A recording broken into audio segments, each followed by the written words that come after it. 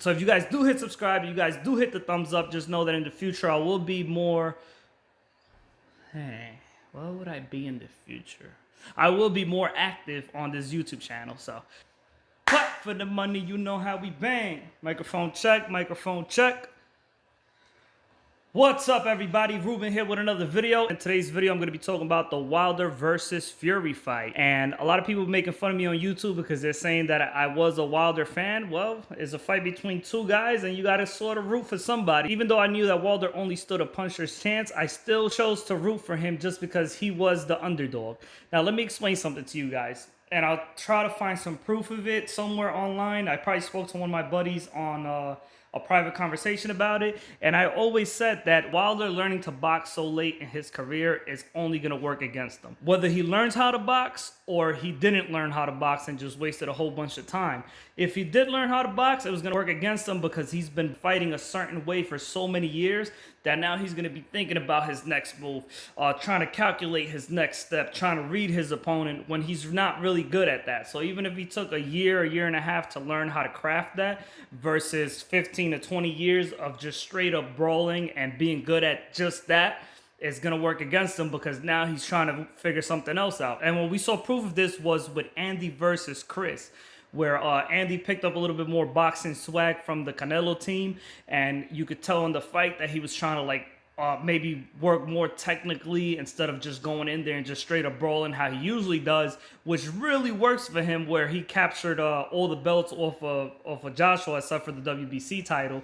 But it really worked for him, and now he's learning how to box all of a sudden and trying to move and trying to be fancy with it. And Chris almost knocked him out. Actually, I think he took him down in one of the rounds. I'm pretty sure he clipped him and he dropped him. So with Wilder versus Fury, I always knew that like 99% chance that Fury was gonna win that fight, but there was always that 1% that Wilder was gonna land a big one and just lights out for the rest of the fight. I am a Fury fan. Just because I was rooting for Wilder, it doesn't mean anything. So even though you guys heard me rooting for Wilder, like, it was still an exciting fight. It was the best heavyweight fight I've seen in quite some time.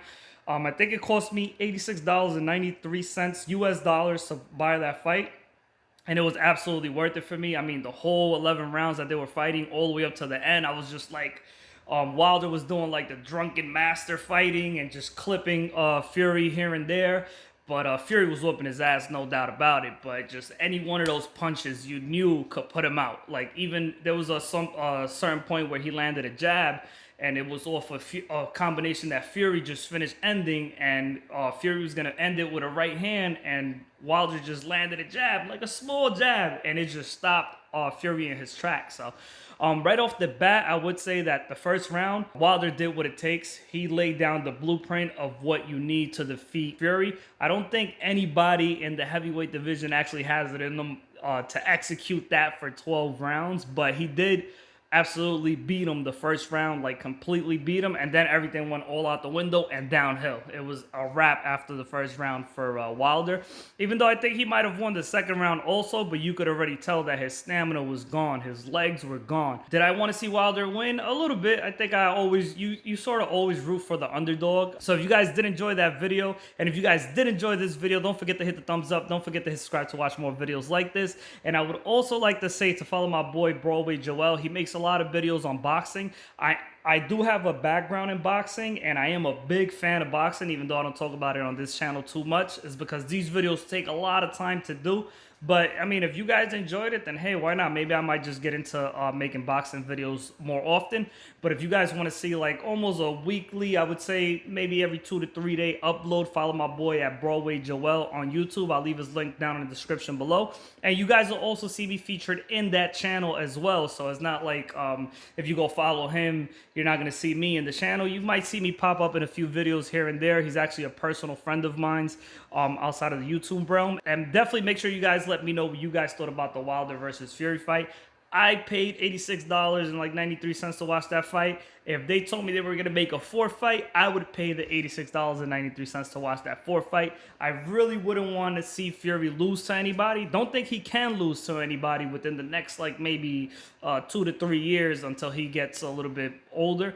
But I definitely wouldn't want to see him lose to anybody else, and I definitely wouldn't want to see him lose, period. And I would love to see a fourth fight between them two.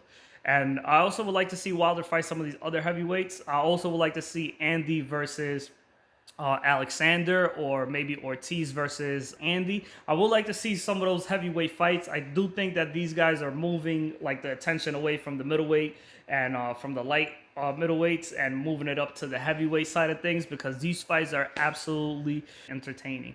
So yes, I did want to see Wilder win a little bit as the underdog. I sort of almost always root for the underdog. On the Joshua versus Alexander fight, on the other hand, I thought that Alexander didn't stand a chance. I'm like, no way this guy's moving up in weight to fight potentially one of the biggest heavyweights there is, one of the strongest and physically biggest heavyweights there is, and he's going to stand a chance. But I mean, he proved all of us wrong, and he definitely proved me wrong. He absolutely whoop Joshua's ass. I'll box it out of Joshua.